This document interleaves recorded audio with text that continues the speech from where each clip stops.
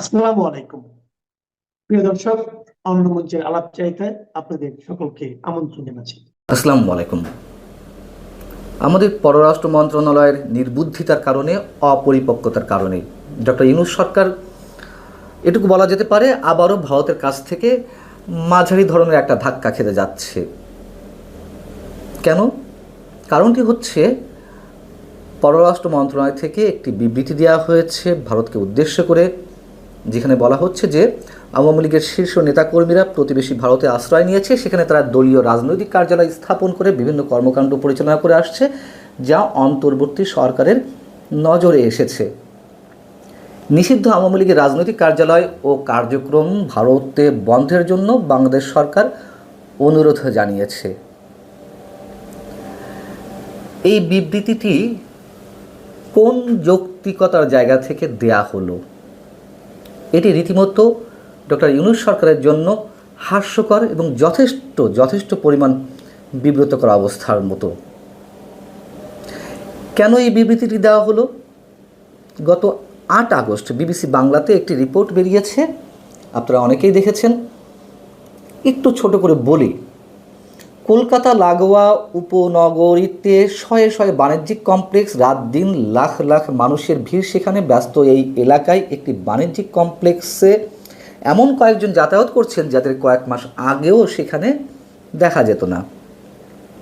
এদের অনেকেই মাত্র 1 বছর আগেও বাংলাদেশের সব থেকে ক্ষমতাসীন রাজনৈতিক ব্যক্তিদের মধ্যে অন্যতম ছিলেন।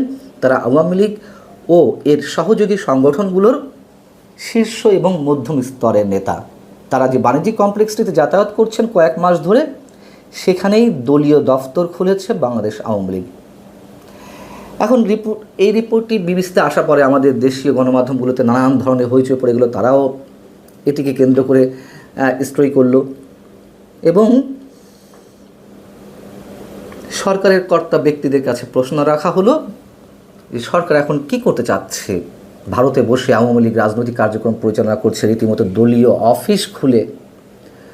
তো আমাদের প্রধান উপদেষ্টা press secretary mister Shafiqul Alam বললেন যে আমরা পর্যবেক্ষণে রাখছি, বিষয়টা আমরা দেখছি। সেই পর্যবেক্ষণের জায়গা থেকেই কি শুধুমাত্র এই বিবৃতিটি দেওয়া হলো?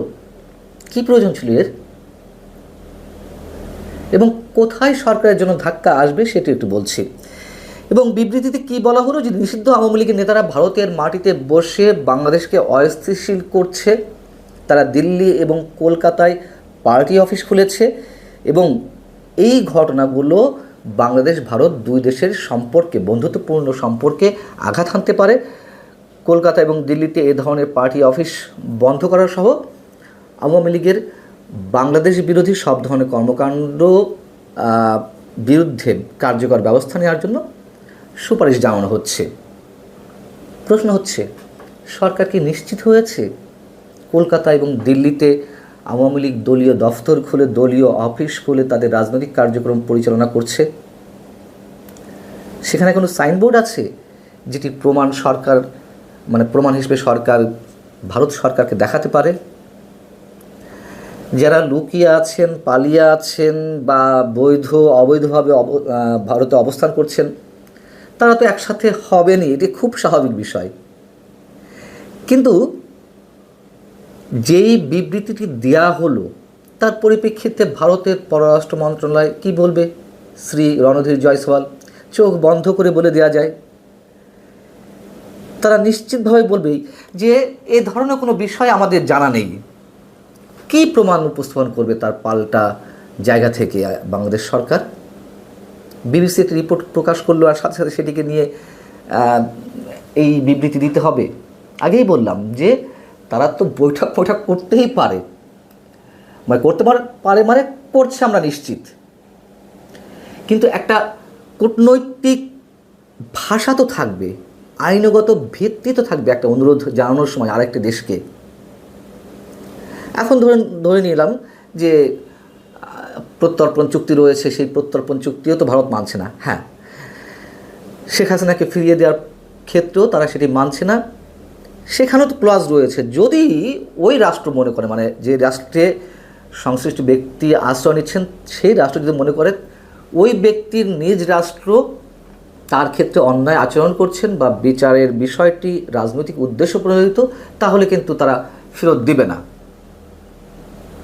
কোথা থেকে আমরা তাদেরকে আটকাবো? এবং এর বাইরে যে অভিযোগগুলো উঠছে সেগুলো তো ভাষা ভাষা। এখন এই বিষয়েও মানে যারা পালিয়ে আছেন বা ভারতে অবস্থান করছেন, পররাষ্ট্র মন্ত্রণালয় তো একাধিকবার বলেছে যে এগুলো আমাদের নিজস্ব বিষয়, আমরা দেখব। আমি ভারতের পররাষ্ট্র মন্ত্রণালয়ের কথা বলছি। শেখ হাসিনাকে যে ফেরত চাওয়া হয়েছে, ফেরত চেয়ে একাধিকবার চিঠি দেওয়া হয়েছে, তার কোনো রেসপন্স মানে পজিটিভ রেসপন্স আসছে? ভারত সরকার তো বলছে বারবার যে এটি আমাদের নিজস্ব বিষয়। এবং শেখ হাসিনা যে কথাবার্তা বলছেন, বিভিন্ন গ্রুপ কলে তিনি অ্যাটেন্ড করছেন, নানান ধরনের অডিও রেকর্ড তার বেরোচ্ছে, সেসবের ক্ষেত্রে থেকেও মানে সেসব জায়গা থেকেও তো থাইল্যান্ডে বিমস্টেক সম্মেলনের সাইডলাইন বৈঠকে নরেন্দ্র মোদীকে আমাদের প্রধান উপদেষ্টা অনুরোধ জানিয়েছিলেন যে তার কথাবার্তা বন্ধ করতে। নরেন্দ্র মোদী কী বলেছিলেন? যে এই ইনফরমেশন টেকনোলজি যুগে তিনি পারেন না, বা ভারতের এই ধরনের কোনো নীতি নেই কারোর মুখ বন্ধ করে রাখার, মুখের ওপর বলে দিয়েছিলেন। সেই বিষয়টি আবার press secretary mister Shafiqul Alam তিনি বাংলাদেশে কী বললেন গণমাধ্যমকে, এবং একই সঙ্গে তার ফেসবুকে লেখালেখি করলেন। নরেন্দ্র মোদী বিশাল গুরুত্ব দিয়েছেন, তিনি বিষয়টি দেখছেন। তার এই বক্তব্যের পরে আবার পাল্টা বিপরীত প্রতিক্রিয়া দেখা দিল ভারতের বিভিন্ন গণমাধ্যমে, সে দেশের পররাষ্ট্র মন্ত্রণালয়ের রেফারেন্স দিয়ে, যে নরেন্দ্র মোদী একেবারেই সে ধরনের কোনো কথা বলেননি, আমি দেখছি, আমি গুরুত্ব দিচ্ছি। বিষয় হচ্ছে যে বঙ্গবন্ধুর বাড়িটি তো আর 32 নম্বরে নেই, সেখানে শোক জানানো যাবে না, শোক জানানোতে ভয়, কী না কী হয়ে ওঠে। আবার আওয়ামী লীগের দলীয় অফিস থাকুক বা না থাকুক, সাইনবোর্ড থাকুক আর না থাকুক, তারা চুপচাপ বসে থাকবে, এটি কল্পনা করা যায়? আচ্ছা, ধরে নিলাম যে আওয়ামী লীগ এটি করছে, আবারও সেই প্রশ্ন করি, কোন জায়গা থেকে এই প্রশ্নটি করবে? কেন এই প্রশ্নটি আমি আবারও করলাম? বিএনপির ভারপ্রাপ্ত চেয়ারপারসন তারেক রহমান যে বছরের পর বছর লন্ডনে বসে তিনি সরাসরি ভিডিও কনফারেন্সে দলীয় সভাগুলোতে অংশ নিচ্ছেন, দিক নির্দেশনা দিচ্ছেন, সেখান থেকে তিনি দলীয় কার্যক্রম পরিচালনা করছেন। আওয়ামী লীগ সরকার 15.5 বছরের মধ্যে যুক্তরাজ্যের হাই কমিশনে কিংবা যুক্তরাজ্যের পররাষ্ট্র মন্ত্রণালয়ের কাছে কোনো ধরনের কোনো চিঠি ইস্যু করেছে যে আপনার ওইখানে বসে, মানে আপনার দেশে বসে কেন তারেক রহমান একজন পলাতক আসামি হওয়া সত্ত্বেও এদেশের তার দল পরিচালনা করছে, কেন ভিডিও কনফারেন্সে অংশ নিচ্ছে? আওয়ামী লীগ তো ইচ্ছেগুলো পারতো না, এটা তো কোনো বিষয় ছিল না। কিন্তু আমি মনে করিয়ে দিচ্ছি যে মিনিমাম একটা নৈতিক ভিত্তি থাকবে, একটা কূটনৈতিক সুলভ আচরণের মধ্যে দিয়ে এগুলো তো এগুলো করতে হবে। আমাদের সরকার সেটি করে ফেললো কার বাহাবা নেওয়ার জন্য? গণমাধ্যমের পক্ষ থেকে প্রশ্ন করা হয়েছিল, বা তার যে কিংস পার্টি, সরকারের কিংস পার্টি এনসিপিকে দেখানোর জন্য, মুখ রক্ষার জন্য। মুখ রক্ষা করতে গিয়ে এখন যে মৃদু একটা ধাক্কা আসবে ভারতের পক্ষ থেকে, কী প্রতিক্রিয়া আসবে আমি আগে থেকেই বলে দিলাম, চোখ বন্ধ করে বলে দেওয়া যায় যে তারা কী বলবে। এখন ধাক্কা খেতে খেতে যদি ডক্টর মোহাম্মদ ইউনূস সরকারের সেটি হজম শক্তি বেড়ে যায়, তাহলে কিছু বলার নাই, কিন্তু আমাদের জন্য তো বিব্রতকর। সব কিছু হজপজ লাগিয়ে দিচ্ছে এবং নানান ধরনের ঝড়ের আভাস পাওয়া যাচ্ছে। অনেকে বলেন সেটি টর্নেডো আকারে আসবে, নাকি সুনামি আকারে আসবে, নাকি সাইক্লোন আকারে আসবে, আমরা জানি না। তবে অনেক কিছু শোনা যাচ্ছে, তারই বোধহয় সিমটম এগুলো, যে হজপজ বাঁধিয়ে দেওয়া। কি করবে, কি কর্তব্য বিমূঢ় হয়ে ওঠা। আজকে কথা বলবো যুদ্ধ অপরাধী, মানবতার বিরুদ্ধে অপরাধকারী হিসেবে দণ্ডিত গোলাম আজমের ছেলে, সেনাবাহিনী থেকে বরখাস্তকৃত ব্রিগেডিয়ার আজমিকে নিয়ে। এই ব্রিগেডিয়ার আজমি যখন সেনাবাহিনীতে ঢোকেন, সেনাবাহিনীতে পরীক্ষা দেওয়ার জন্য কিছু ক্রাইটেরিয়া ফুলফিল করতে হয়। অভিযোগ আছে যে সেই যোগ্যতা তিনি পূরণ করেননি।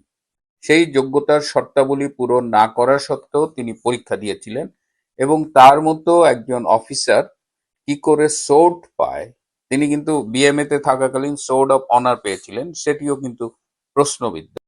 তো আমি এই ব্রিগেডিয়ার আজমি সম্পর্কে আজকে কথা বলার কারণ হলো যে তিনি যে সামরিক বাহিনীর 25 জন বর্তমান এবং অবসরপ্রাপ্ত অফিসারদের বিরুদ্ধে মামলা করেছেন যে গুম অপহরণের দায় তিনি, কর্নেল হাসিন, ব্যারিস্টার আরমান এরা মামলাটা করেছেন।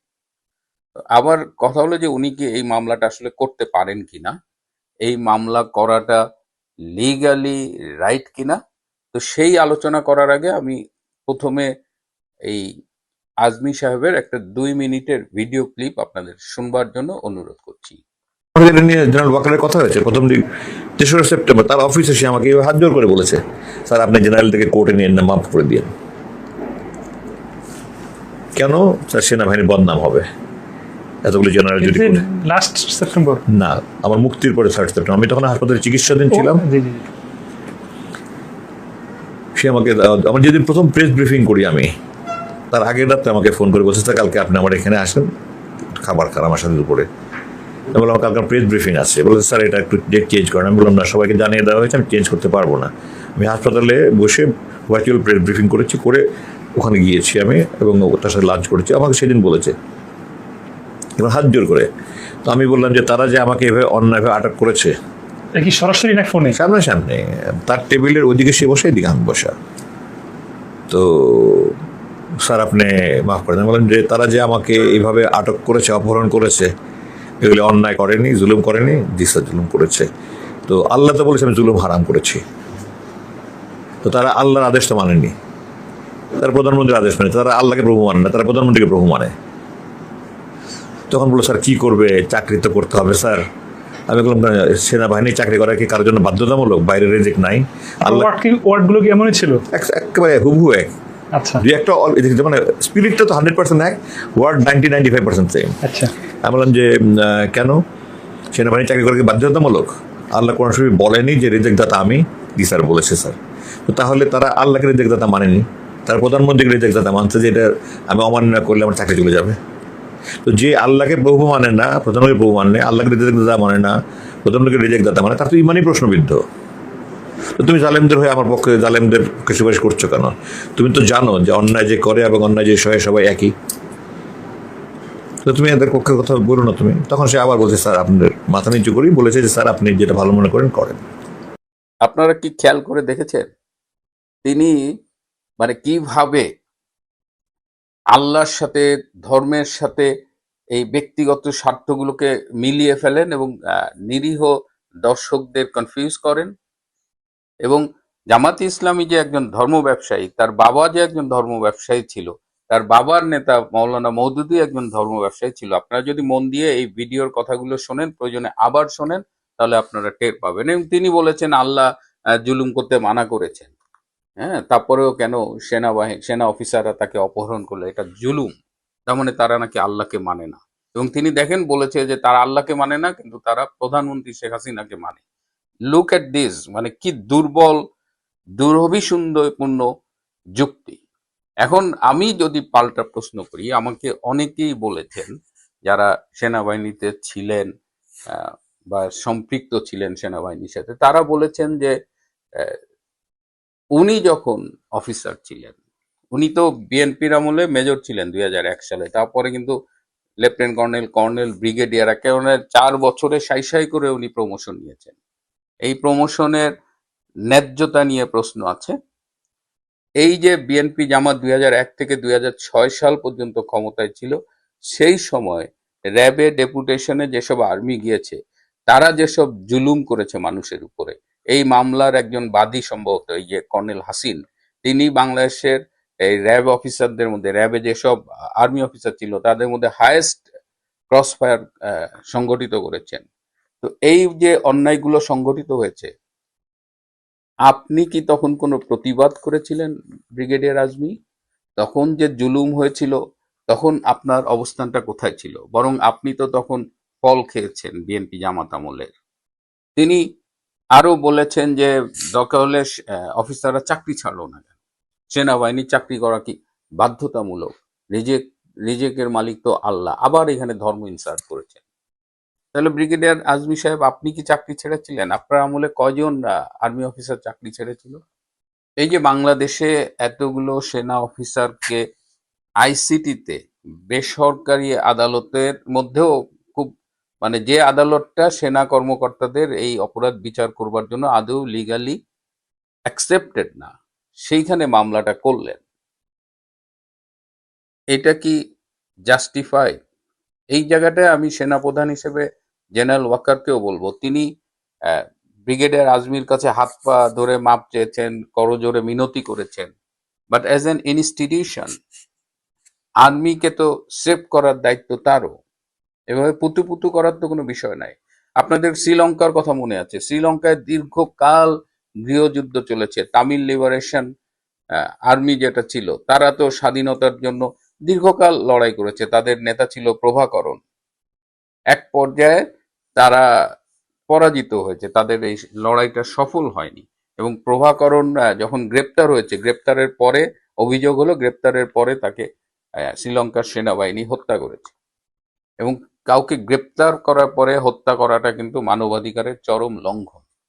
তো ন্যাচারালি তখন কিন্তু একটা কথা উঠেছিল যে এই যে এলটিটিই বা এই যে লিবারেশন তামিল টাইগার্সদের এগেনস্টে যে সেনাবাহিনীর অপারেশন গুলো ছিল, সেখানে মানবাধিকার লঙ্ঘন হয়েছে। এই অভিযোগের কারণে সেনাবাহিনীর বিচারের দাবিতে বিশ্বের অনেক মানবাধিকার সংস্থা সোচ্চার হয়েছিল, এমনকি জাতিসংঘের যে মানবাধিকার কমিশন তারাও খুব সোচ্চার হয়েছিল। তারা চেয়েছিল যে শ্রীলঙ্কায় আর্মিদের বিচার করা হোক এবং শ্রীলঙ্কায় একটা হিউম্যান রাইটস কমিশন অফিস করা হোক এই ইউএন এর।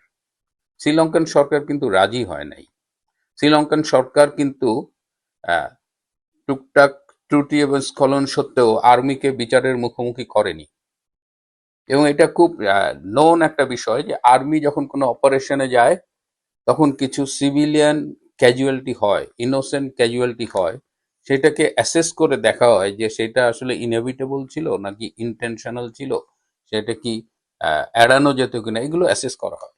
আর্মি যখন কোনো অপারেশনে যায়, লাইক অপারেশন ক্লিন হার্ট বলেন, অপারেশন ডেভিল হান্ট বলেন, এগুলো সব কিছুর জন্য কিন্তু একেবারে প্রপোজাল আকারে লেখা থাকে, এগুলো ডকুমেন্টের অফিসিয়াল ডকুমেন্ট থাকে যে কি অবস্থা দেশের, কোন পরিস্থিতিতে কি উদ্দেশ্যে এই অপারেশন গুলো পরিচালিত হবে, এই অপারেশনের টার্মস অফ রেফারেন্স, এগুলো সব লেখা থাকে।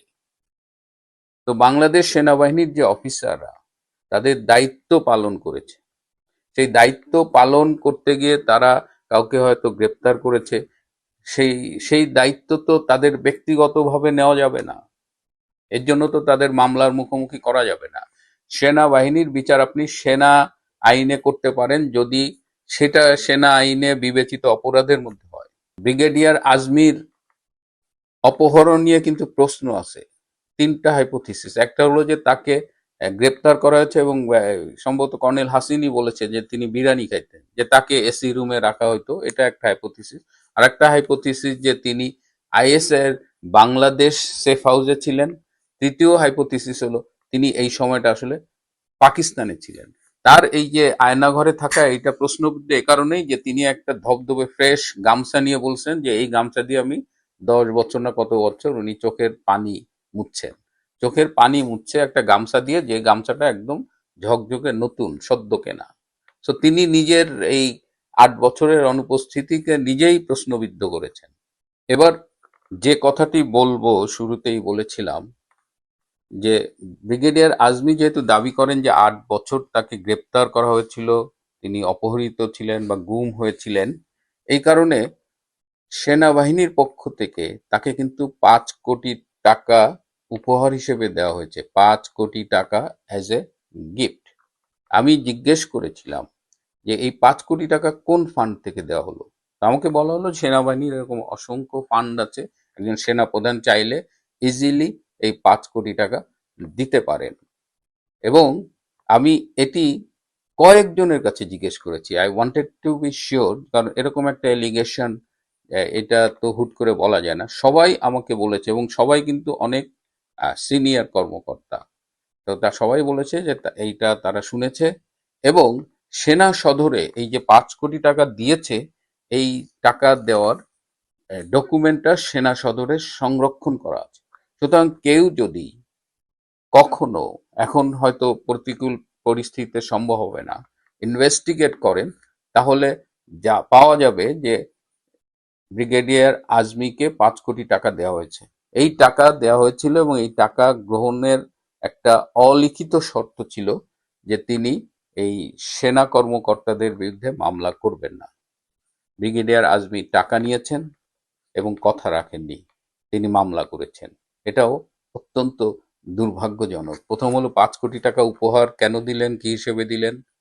জেনারেল ওয়াকারকে আমি বারবার সন্দেহের তালিকায় রেখেছি, তিনি জামাতি ভাবধারার একজন জেনারেল, তিনি বরাবরই এই আজমির সাথে সুসম্পর্ক রেখেছেন।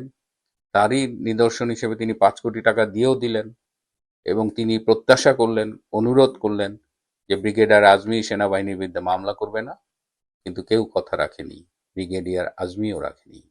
প্রিয় বন্ধুরা, আমি বোঝানোর চেষ্টা করলাম যে ব্রিগেডিয়ার আজমি বা হাসিন বা আরমান এরা সেনাবাহিনীর লোক এবং ব্যারিস্টার আরমান তো নিজে আইনের লোক হয়ে যে কাজটি করেছেন সেটি আসলে আইন বহির্ভূত একটি কাজ এবং সেনাবাহিনীকে প্রতিষ্ঠান হিসেবে রক্ষা করবার জন্য এই মামলার অবশ্যই বাতিল করতে হবে।